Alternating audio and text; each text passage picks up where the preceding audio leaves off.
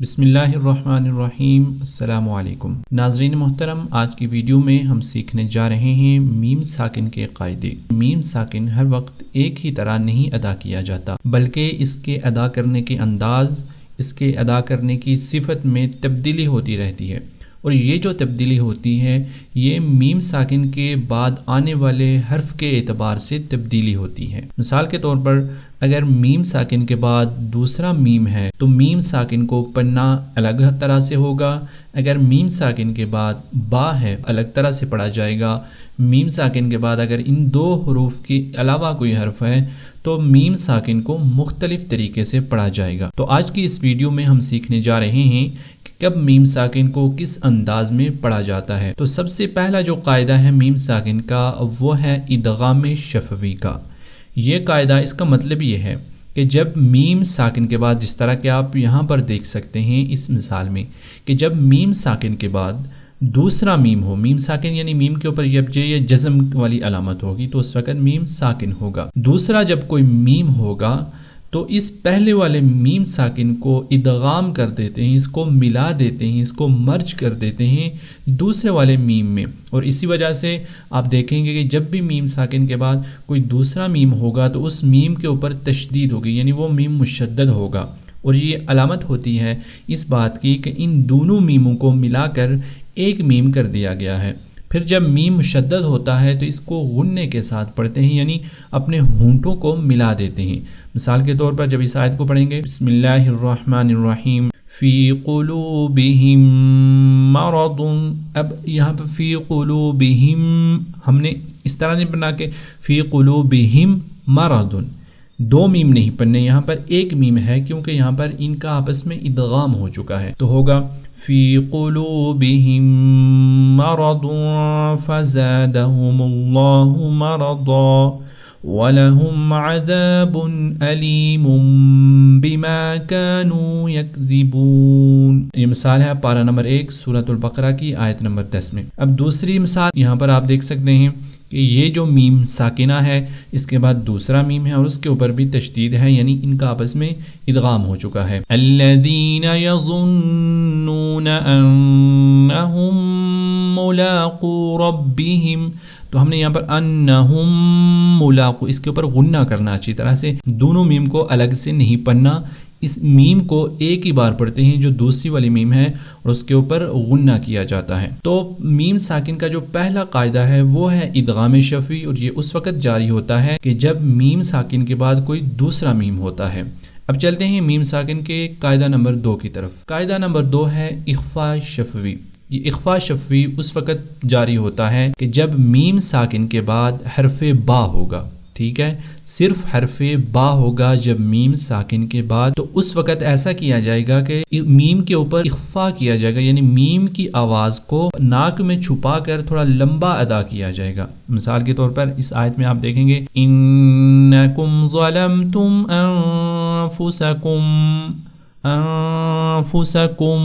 اس طرح کم، یعنی میم کی آواز کو آپ نے ایک تو لمبا کرنا اور دوسرا اس کی آواز کو ناک میں لے جانا ہے۔ انفسکم باتخاذکم العجل، انفسکم ایک تو دیکھیں ناک، آپ نے ناک میں آواز لے جائیں گے اور دونوں ہونٹوں کو ملائیں گے، اسی وجہ سے کہتے ہیں اس کو اخفاء شفوی، یعنی اپنے ہونٹوں کے ساتھ اس کا آپ نے تلفظ کرنا ہے۔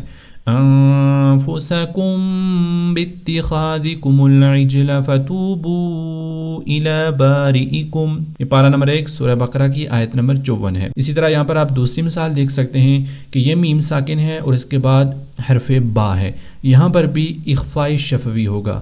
قُلْ بِئْسَ مَا يَأْمُرُكُم بِهِ إِيمَانُكُمْ إِن كُنتُم مُؤْمِنِينَ، یہاں پر آپ دیکھیں گے ادغام شفوی ہے۔ تو میم ساکن کا دوسرا قاعدہ یہ ہو گیا کہ میم ساکن کے بعد جب حرف با آتا ہے تو وہاں پر ہم میم ساکن کی آواز کو ناک میں لے جا کر تھوڑا لمبا ادا کرتے ہیں، یعنی اس کے اوپر اخفاء کرتے ہیں، اور اس کو کہتے ہیں اخفاء شفوی۔ میم ساکن کا تیسرا قاعدہ ہے اظہار شفوی، یعنی کہ جب بھی میم ساکن کے بعد میم یا حرف با، یعنی حرف میم اور حرف با کے علاوہ جتنے باقی حروف ہیں وہ آئیں گے تو وہاں پر میم کی آواز کو سمپل سادے انداز میں بغیر اخفا، بغیر غنہ اور بغیر ناک میں لے جائے اور بغیر لمبا کیے ہوئے ادا کریں گے۔ مثال کے طور پر یہ آیت ہے سورۃ البقرہ کی آیت نمبر 90، بئس ما اشتروا به انفسهم ان یکفروا۔ اب ہم نے یہاں پر انفسهم ان یکفروا، ہم، یہ جو میم ساکن کو ادا کیا تو اس میں نہ تو ہم نے اخفا کیا، نہ غنہ کیا، نہ اس کی آواز کو لمبا کیا۔ پیچھے دو مثالیں تھیں، پہلے میں تھا غنہ تھا، جب میم کے بعد دوسرا میم ہوگا، جب میم کے بعد با ہوگا وہاں پر اخفا تھا، لیکن یہاں پر آرام سے آپ نے میم ساکن کی آواز کو اظہار کر کے پڑھنا ہے، بس اس کو لمبا نہیں کرنا، بس اتنا آپ نے اس کو ادا کرنا ہے کہ پتہ چل جائے کہ یہاں پر میم ہے۔ انفسہم ان یکفروا، ویسا نہیں ہوگا انفسہم، اس طرح نہیں پڑھیں گے، بس سمپل سا انفسہم پڑھیں گے۔ دوسری مثال میں آپ آ جائیے یہاں پر، رسول من عند اللہ مصدق لما معہم نبذ فریق، تو معہم نبذ، ایسا نہیں کہ معہم نبذ، ایسا نہیں ہوگا، یہاں پر اس کا اظہار کیا جائے گا، معہم نبذ فریق۔ تو یہ پارہ نمبر 1 سورۃ البقرہ کی آیت نمبر 103 ہے۔ ان دو مثالوں سے ہم نے میم ساکن کا قاعدہ نمبر 3 یعنی اظہار شفوی سیکھا۔ اب ایک اور قاعدہ آپ میم کا یہ یاد رکھ لیجئے کہ میم کے اوپر غنہ بھی کیا جاتا ہے۔ یہ میم ساکن کے طور پر نہیں ہوتا، لیکن یہاں پر میم ساکن بھی موجود ہوتا ہے، یہ ہوتا ہے میم مشدد۔ تو جب بھی کوئی حرف مشدد ہوتا ہے تو وہاں پر اس کا پہلا والا حرف ساکن ہوتا ہے اور دوسرا گویا کہ اس کے اوپر حرکت ہوتی ہے۔ تو یہاں پر جب میم مشدد ہے تو گویا کہ یہاں پر دو میم ہی، پہلا میم ساکن ہے اور دوسرا میم اس زبر کے ساتھ ہے۔ تو جب بھی میم مشدد ہوگا یعنی میم کے اوپر یہ شدہ کا سائن ہوگا، تشدید کا سائن ہوگا، تو اس میم کے اوپر آپ نے غنہ کرنا ہے، یعنی اس کی آواز کو ناک میں لے جانا ہے، لمبا کرنا ہے اور سختی سے ادا کرنا ہے، جیسے ولما، ولما، ٹھیک ہے، دونوں ہونٹوں کو ملانا، میم کو تھوڑا سختی سے پڑھنا اور اس کو لمبا کرنا ہے، وَلَمَّا جَاءَهُمْ رَسُولٌ مِّنْ عِنْدِ اللَّهِ۔ اسی طرح رسول، یہاں پر بھی میم مشدد ہے، آپ نے اس کو لمبا کرنا ہے، رَسُولٌ مِّنْ عِنْدِ اللَّهِ مُصَدِّقٌ لِمَا مَعَهُمْ۔ پارہ نمبر 1 سورۃ البقرہ کی آیت نمبر 101 ہے۔ اسی طرح اس مثال میں آپ دیکھ سکتے ہیں، فَإِمَّا، اب یہاں پر ہم نے کیا کرنا ہے، فَإِمَّا غنہ کر رہے ہیں، یَأْتِيَنَّكُم مِّنِّي، اسی طرح یہاں پر یَأْتِيَنَّكُم مِّنِّي، یہاں پر آپ دیکھیں گے تو ادغام شفویہ کہ پہلا میم ساکن ہے اور دوسرا میم مشدد ہے، تو اس کو غنہ کے ساتھ ادا کیا جائے گا۔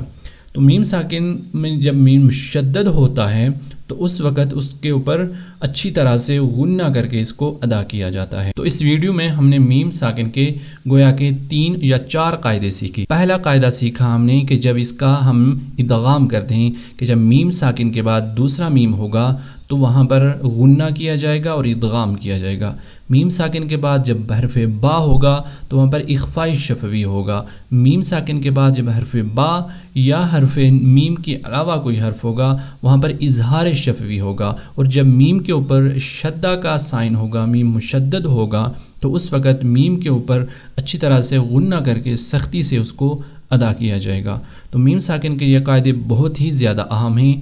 آپ اس ویڈیو کو اچھی طرح غور سے دیکھیں اور اس کے بعد آپ ان مثالوں کو ڈھونڈیے۔ پہلا قاعدہ دیکھیں اور اس کے بعد قرآن میں پہلا پارہ ہی کھولیں گے، آپ کو جگہ جگہ ایسی مثالیں ملیں گی۔